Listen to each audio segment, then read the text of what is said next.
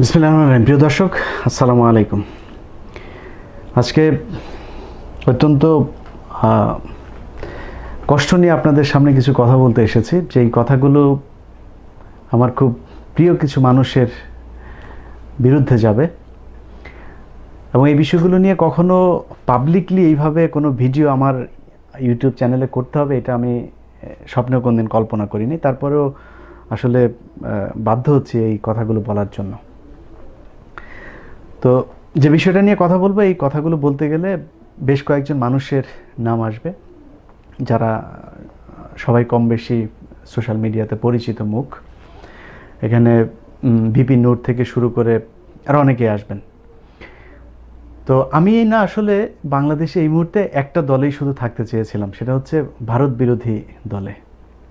কে আওয়ামী লীগ, কে BNP, কে জামাত, কে শিবির, কে পাকিস্তানপন্থী, আমেরিকাপন্থী, চীনপন্থী, আমার কোনো কিছু দেখার দরকার নেই। আমি মনে করি বাংলাদেশে এখন আপনি দেশপ্রেমিক কি না এটা আপনাকে প্রমাণ করতে হলে আপনি ভারত বিরোধী কি না সেটা প্রমাণ করতে হবে। আজকের ভিডিওতে কথাগুলো কেন বলতে হচ্ছে, কারণ হচ্ছে এটা না আমার আমার গায়ে চলে এসেছে। আমি আজকে প্রায় 1 থেকে 2 মাস ধরে এটা সহ্য করছি। চেয়েছিলাম যে এটা একসময় হয়তো ঠিক হয়ে যাবে, কিন্তু বিষয়গুলো এত বেশি আমাকে এখন মানে কালার করছে মানুষের কাছে, সে কারণে সবাইকে জানানোর জন্য এই ভিডিওটা তৈরি করা খুবই প্রয়োজন।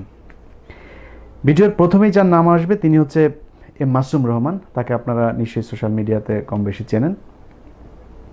তিনি একটি সংগঠন তৈরি করেন। সেই সংগঠনের নাম হচ্ছে রেমিটেন্স ফাইটার গ্রুপ বা এরকম কিছু একটা। সেই গ্রুপের মধ্যে তিনি যেদিন যখন তৈরি করেন তখন আমার বললেন যে আমাকে থাকতে হবে। তা বললাম যে উদ্দেশ্য কী? তখন বলবো এটা উদ্দেশ্য প্রবাসীদের সব অ্যাক্ট করে নিয়ে তারপরে আমরা সরকার বিরোধী একটা কার্যক্রমের মধ্যে যাব। তখন কে কে থাকবে? তখন সে বলল যে ডক্টর মোহাম্মদ ইউনুস, তারপরে গোলাম মাওলা রনি, মাহমুদুর রহমান মান্না, আসিফ নজরুল স্যার, এরকম আর অনেক হাই প্রোফাইলের নাম বললেন। তখন আমি বললাম ঠিক আছে।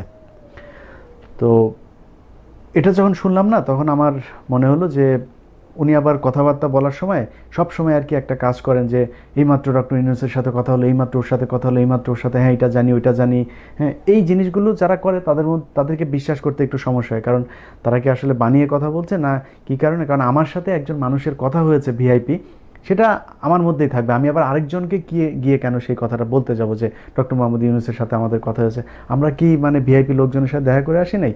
খালেদা জিয়া, হাসিনা, তাদের সাথে তো সামনাসামনিও দেখা হয়েছে। আমরা তো সেলফি তুলে রাখি নাই সেগুলো আবার আপলোড দেওয়ার জন্য। এটা আমাদের কাছে নর্মাল একটা জিনিস মনে হয়েছে যে খালেদা জিয়ার, বিশেষ করে খালেদা জিয়ার সামনে তো মানে অন্তত 20 বার দেখা হয়েছে। এটা তো নর্মাল একটা জিনিস আমার কাছে ছিল। আমি তো এই ভিআইপি এদেরকে আমি বিরাট আকারে কিছু মনে করি না। কাদের ভাই বলেই তো ডাকতাম।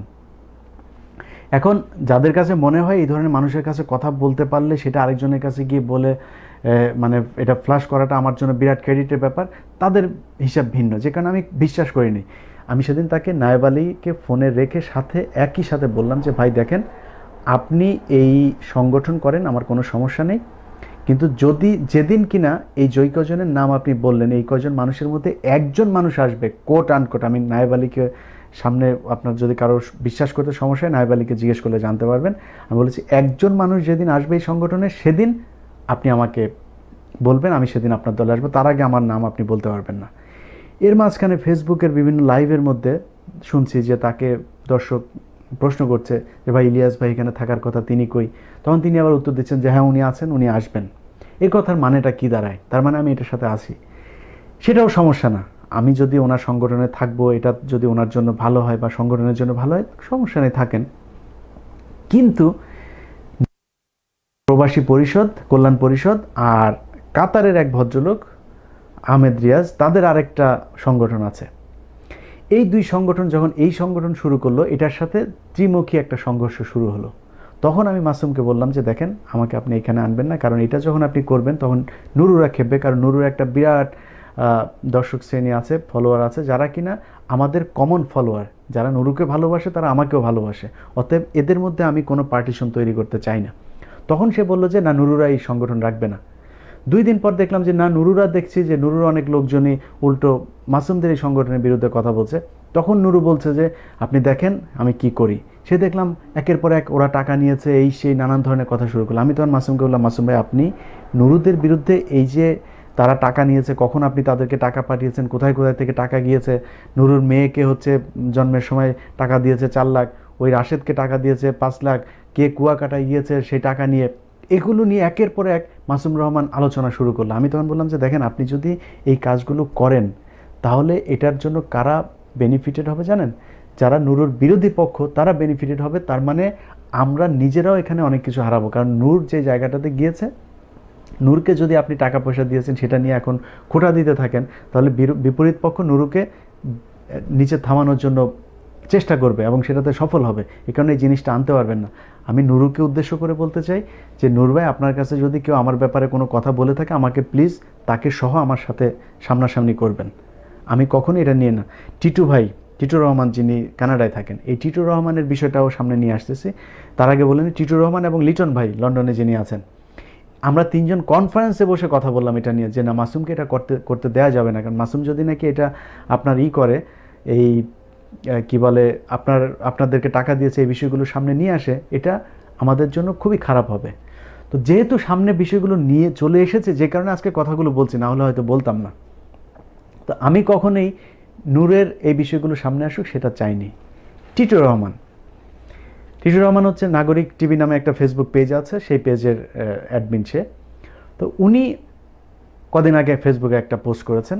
সেই ফেসবুক পোস্টের মধ্যে উনি আমার ফ্যামিলি, আমি ইউটিউবে টাকা দিয়ে ঘর ভাড়া দেই, এরকম অনেক কথাবার্তা বলেছেন। তো তিনার সাথে আমার সম্পর্কটা এরকম, আমি যখন আমেরিকাতে আসি তখন তিনি কানাডা থেকে আমেরিকাতে এসেছেন আমার সাথে দেখা করার জন্য। দেখা করা না বলবো, আমাকে হেল্প করার জন্য এসেছেন, যে আমি নতুন এসেছি, কি করব না করব। এবং তিনার কারণে আমি রইস ভাইয়ের মতো একজন ভালো মানুষ, ভালো বন্ধু পেয়েছি, যিনি আমার এই আমেরিকার সবচাইতে ভালো একজন ফ্রেন্ড। আমি যদি আমেরিকার সব ফ্রেন্ড যদি একদিক করা হয়, তাও রইস ভাইয়ের আমার কাছে যে গ্রহণযোগ্যতা, সেটা অন্য সবাই মিলেও সেটা করতে পারবে না। সে রইস ভাইয়ের মতো একজন বন্ধু পেয়েছে, এই জন্য আমি টিটু ভাইকে খুব বেশি কটাক্ষ করে আজকে কথা বলছি না, না হলে এই জবাবটা অন্যরকমভাবে হতো। তো টিটুর রহমান ফেসবুকে আপনি যে লিখলেন যে আমি হচ্ছে গিয়ে সাম্প্রদায়িক, আমি ফেসবুকে চটকদার বিজ্ঞাপন লাগিয়ে ট্যাগ লাগিয়ে তারপরে আমি টাকা ইনকাম করে ঘর ভাড়ার জন্য টাকা ইনকাম করি। আমি একমাত্র ইলিয়াস হোসাইন ইউটিউবার যে কিনা আজ পর্যন্ত আমার চ্যানেলের কোনো ভিডিওর জন্য কোনো মানুষকে আমি কপিরাইট ক্লেম করি নাই। যে মানুষগুলো আমার ভিডিও নিয়ে তারপরে তার ঘরে 2-400 টাকা, 2-4 হাজার, 5,000, 10,000 টাকা নিয়ে তারপরে করে, তাদের বিরুদ্ধে আমি কপিরাইট ক্লেম করব? আজ পর্যন্ত ইলিয়াস হোসেন কোনো কারোর ভিডিওতে কপিরাইট ক্লেম করেছে একজন মানুষ এসে বলবেন।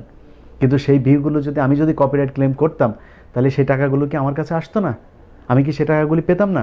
টাকার জন্য ইলিয়াস ইউটিউবে বিজনেস করে না। হ্যাঁ, অবশ্যই টাকা আমার আসে।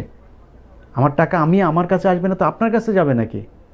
আপনি তো টাকার জন্য আমাকে আপনার কাছে নিয়ে যান। আমি আপনাকে, টিটুর রহমান, আপনাকে আমি কোনোদিন আমার চ্যানেলে ডেকে আনি নাই সাবস্ক্রাইবারের জন্য। আপনি সাবস্ক্রাইবারের জন্য আমাকে ডেকে নিয়ে গিয়েছেন। আমি আপনাকে চ্যালেঞ্জ করলাম, ইলিয়াস হোসাইনের কোনো দুর্নীতি, ইলিয়াস হোসাইনের এখানের কোনো আর্থিক কেলেঙ্কারি, ইলিয়াস হোসাইনের সাথে বিএনপি জামাতের কোনো আতাত যদি থাকে, কাইন্ডলি একটু আপনি বলবেন। আপনি তো আমার ঘরের মানুষ ছিলেন। মাসুদ রহমান, আপনিও বলবেন কাইন্ডলি। সবশেষ টিটুর রহমানের সাথে যে সমস্যাটা হলো সেটা হচ্ছে, এই মাসুম রহমান ওনার একটি প্রোগ্রামে যাওয়ার কথা, সেই প্রোগ্রামে যাবে, এর মাঝখানে নুরুদের সাথে এই যে ত্রিমুখী সমস্যা চলছে, আমি চিন্তা করলাম যে আমি মাসুম রহমানের সাথে যদি এখন এই প্রোগ্রামে যাই, তাহলে এটা আরও বেশি স্পষ্ট হবে যে মাসুমের সাথে আমার খুব বেশি কানেকশন আছে এবং আমি এই সংগঠনের সাথে তার মানে আছি। যে কারণে আমি টিটুর রহমানকে বললাম যে ভাই, আমি ওনার সাথে যাব না। টিটুর রহমান করলেন কি, অন্য আরেকজন গেস্ট নিয়ে আসলেন, তাকে নিয়ে থাকার কথা। সেদিনও আমি ভুলে থাকতে পারিনি, আমি ঘুমিয়েছিলাম, আমি উঠতে পারিনি, আমি টিটুর রহমানের সাথে যেতে পারিনি। মাসুম রহমান আমাকে ফোন করে বললো যে কী ব্যাপার, আপনি আজকে অনুষ্ঠানে থাকার কথা ছিল, থাকলেন না। আমি বললাম আমি আসলে ওইটা থাকবো না চিন্তা করেছি আগেই, টের পাইনি, আমি আসলে থাকতে পারিনি। পরে বললো যে আপনি ফেসবুকে পোস্ট করলেন থাকবেন। আমি ফেসবুকে পোস্ট করেছি, তার কিছু সাবস্ক্রাইবার হয়েছে, সমস্যা কোথায়? এই কথাটাকে মাসুম রহমান কিভাবে গিয়ে টিটুর রহমানকে বললেন আমি জানি না। টিটুর রহমান সেই কথাকে মিলিয়ে টিলিয়ে তারপরে আমার পরিবার পর্যন্ত তুলে কথা বলেছে যে ইলিয়াস এত পরিবার নিয়ে কথা বলে, ইলিয়াসের পরিবারেই তো ঠিক নাই। তো টিটু ভাই, আপনি তো আমার ঘরের মানুষ, আপনি আমেরিকাতে এসেছেন, আমেরিকাতে এসে আমার ঘরে থেকে গিয়েছেন, খেয়ে গিয়েছেন, এত কাছের মানুষ আপনি আমার, আপনি তো দেখে গেছেন যে আমার পরিবারের সাথে কেন আমার সম্পর্ক নাই। আমি ইলিয়াস ছাড়া অন্য যে কোনো মানুষই যদি বলে, কার পরিবারের সাথে তার সম্পর্ক ভালো থাকবে? এখন টিটু ভাই আপনি জানেন আমার ভাইদের সাথে আমার সম্পর্ক নাই, কানেকশন নাই, এই কথাটাও কি সোশ্যাল মিডিয়াতে এসে বলতে হবে, খোঁটা দিতে হবে আপনাকে?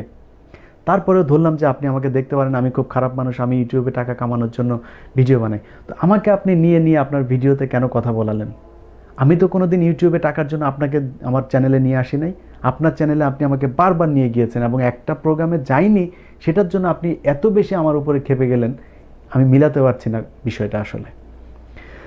তো যাই হোক, এখন মাসুম রহমানের সাথে সবশেষ যে বিষয়টা হয়েছে, গত পরশুদিন নিশান নামে একটি ছেলে, সে ফেসবুকে মাসুম রহমানের সাথে মাসুম রহমানের সাথে বেসিক্যালি ওই নাইম এলি, টিপু চৌধুরী সহ ফেসবুকের এই সোশ্যাল মিডিয়াতে যারা আলোচিত আছেন সবার সাথেই বেঁধেছে, সবার সাথেই গ্যাঞ্জাম হচ্ছে, তার সুষময় শরীফ। এখন এই বিষয়ের কারণে তাদের মধ্যে মারামারি হচ্ছে, কথা কাটাকাটি হচ্ছে, পাল্টাপাল্টি পোস্ট হচ্ছে, ইউটিউব ভিডিও তৈরি হচ্ছে, আমি এগুলোর ধারে কাছেও নাই। তো নিশানের সেই পোস্টের নিচে আমার নাম লিখে দিয়েছে এবং সুষমা শরীফের নাম লিখে দিয়েছে, যে কারণে যেটা হয়েছে মাসুম রহমান মনে করেছে যে আমি হয়তো এটা লিখেছি, কিন্তু আমি আবার তার পরপরই আমার যখন ওকে মেনশন করার পর আমি নিশানকে গিয়ে বললাম ভাই আপনি এইখান থেকে আমার নাম সরিয়ে দেন, সে নাম সরিয়ে দিয়েছে সাথে সাথে সরি বলে। কালকে সে ইউটিউবে আবার ভিডিও বানিয়ে সেখানেও আবার ট্যাগ করেছে আমার নাম।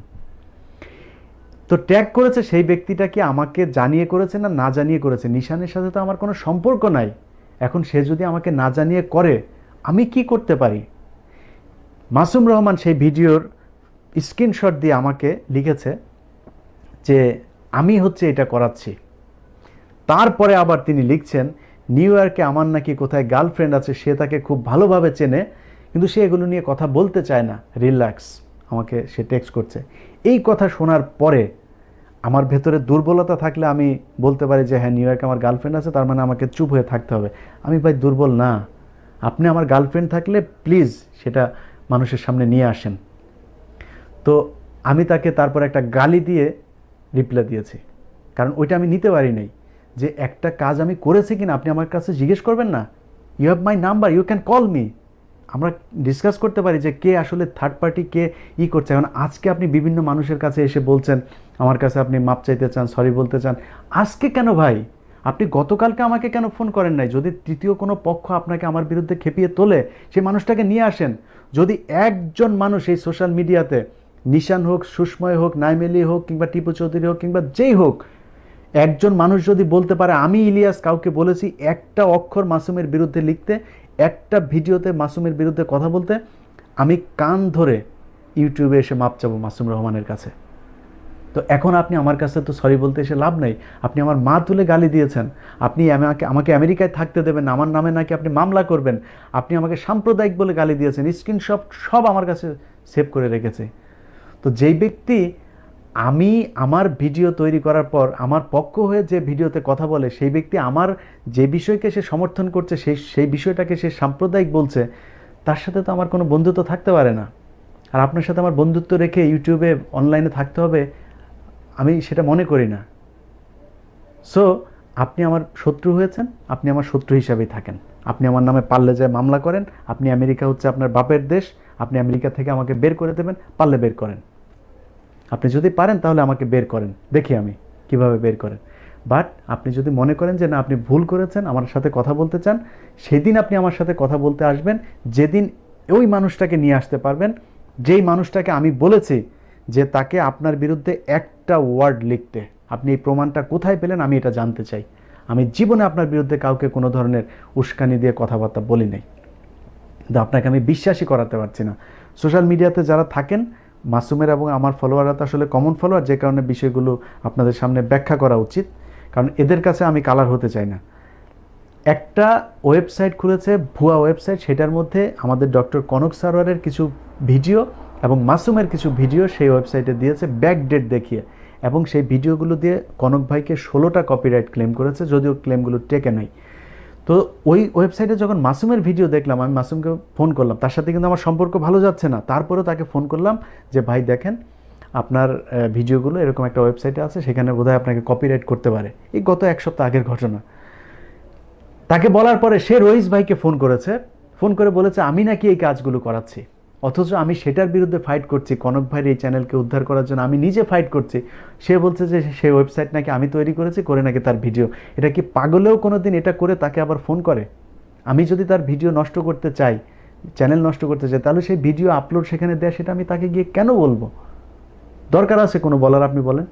অথচ সেইখানেও সে আমাকে জড়িয়েছে। অতএব সে যেহেতু মনে করছে আমি তার বিরাট শত্রু, এই বিষয়গুলো আসলে পরিষ্কার করা দরকার। আমি সোশ্যাল মিডিয়াতে যারা যারা কাজ করেন সবার উদ্দেশ্যে বলতে চাই, ভাই মাসুম রহমান যদি আমার বিরুদ্ধে কারোর কাছে কোনো ধরনের কথাবার্তা গিয়ে বলে, আপনি প্লিজ আমাকে ফোন করে জানবেন যে ভাই ইলিয়াস ভাই আপনি কি এই কথাটা আমাকে বলেছেন কিনা। বা মাসুম ভাইকেও যদি কেউ কোনো কথা বলে থাকে, মাসুম ভাই প্লিজ আপনি কনফার্ম হবেন। যেদিন কনফার্ম হতে পারবেন যে ইয়েস এই ব্যক্তিটা আমাকে নিয়ে কথাগুলো বলেছে। কালকে যখন মাসুম রহমান তার স্ক্রিনশট দিয়ে আমাকে গালাগালি করছে, সেই মুহূর্তে কিন্তু আমি নিশানকে টেক্সট করছি, নিশানকে টেক্সট করে বলছি, নিশান আপনি এই ভিডিওটা কেন তৈরি করে আমার নামটা কেন দিলেন? আবার কালকে ফেসবুকে না করলাম আপনাকে ট্যাগ দিতে, আপনি কেন আবার দিলেন? তখন সে সরি বলছে, ভাই আমি মাপ চাই ভাই, এটা করা ঠিক হয়নি। সেই স্ক্রিনশটটাও আমি মাসুমকে দিলাম, এই যে দেখেন আপনি তো বলছেন ভিডিওটা আমি তৈরি করিয়েছে, এই ভিডিওটার যে তৈরি করেছে সেই ব্যক্তি কি বলছে আমাকে দেখেন। আমি জানি না কিছু। আহমেদ রিয়াজ কোথাকার কোন আহমেদ রিয়াজ, সে ফেসবুকে বারবার পোস্ট করছে যে আমি নাকি তাকে নিয়ে ভিডিও তৈরি করবো। আরে ভাই কোত্থেকে আসে? আমার কত কাজ আছে, আমার আছে নাকি আমার আপনাদেরকে নিয়ে আমার ভিডিও তৈরি করতে হবে? তো আমি মনে করছি যাদের সাথে কথাবার্তা হয় আসলে খুবই বিপজ্জনক, এদের কাছ থেকে সরে আসা বোধহয় উচিত। সবার সাথে কথাবার্তা বলাটাও বিপজ্জনক। আল্লাহর হস্তে আপনারা আমাকে টানাটানি করে, আমি কোনো সংগঠনে নাই। নূর ভাইকেও বলতে চাই, ভাই আমি আল্লাহর হস্তে এই সংগঠনে নাই, আমি শুধু ভারত বিরোধী একটা জায়গার মধ্যে আছি, এছাড়া কোনো সংগঠন। আওয়ামী লীগের বহু মানুষজনের সাথে আমার অনেক ভালো সম্পর্ক। অতএব আমি চাই না বাংলাদেশের মধ্যে আবার নতুন করে এই প্রবাসী সংগঠন তৈরি করে এখানে পার্টিশন তৈরি করতে। মাসুম রহমানকে প্রথম থেকে আমি বলছি যে ভাই এই সংগঠনটা আপনি করেন না, কারণ আপনি যে প্রবাসী সংগঠন তৈরি করছেন, আপনি কে সেটা তো সরকার জানে, আমি কে সেটা তো জানে। আমরা যখন এখানে এই সংগঠন তৈরি করবো, আমি আমেরিকাতে সেভ আছি, কিন্তু মধ্যপ্রাচ্যের একজন মানুষ, তার সেখানে পাসপোর্ট নাই, সে সেখানে টেম্পোরারি ভিসা নিয়ে ভিজিট করছে, কাজ করছে, তাকে দেশে পাঠিয়ে দেবে যে কোনো সময়। এই মানুষগুলোকে বিপদে ফেলার দরকারটা কি? আমি সামনে থেকে যদি কোনো সংগঠন তৈরি করি, আমাকে আহ্বায়ক বানিয়ে তিনি কমিটি গঠন করে ফেলেছেন। তো আমি বললাম যে না ভাই, আমাকে কমিটিতে রাখবেন না, কারণ এইটা করা মানে হচ্ছে যে বিদেশে কে কে সরকার বিরোধী কাজ করছে সেটার একটা লিস্ট সরকারকে দিয়ে দেয়া। এই কমিটি বানানো মানে কি সেটা না? আমি সেটা তাকে বোঝানোর চেষ্টা করেছি, সে বুঝে নেয়। সেটা করবেই, করে এখন চারিদিকে একটা ভেজাল লাগিয়েছে, সেই ভেজালের মধ্যে আমাকে ঢুকানোর চেষ্টা করছে। ভাই আপনি ভেজাল লাগান, কোনো সমস্যা নেই, তাদের সাথে ফাইট করেন, সেটা তো আমার কোনো সমস্যা নেই। আল্লাহর রাস্তায় আমাকে এইখানে টেনেন না। সবার কাছেই বলতে চাই, আমি কোনো সংগঠনে নাই। আপনারা জীবনে কেউ যদি আপনাদেরকে কেউ বলে আমি কোনো সংগঠনে আছি, প্লিজ আমাকে একটু জিজ্ঞেস করবেন, তার আগে কেউ বিশ্বাস করবেন না। সবাই ভালো থাকবেন, আল্লাহ হাফেজ।